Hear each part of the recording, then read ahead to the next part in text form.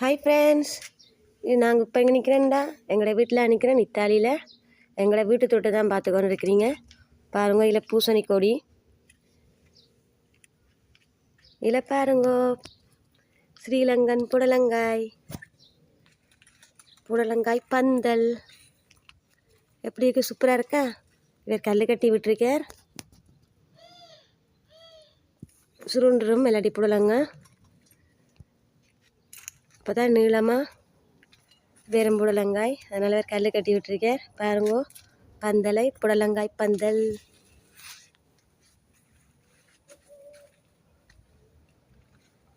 எப்படி இருக்குது? சூப்பராக இருக்கா ஃப்ரெண்ட்ஸ்?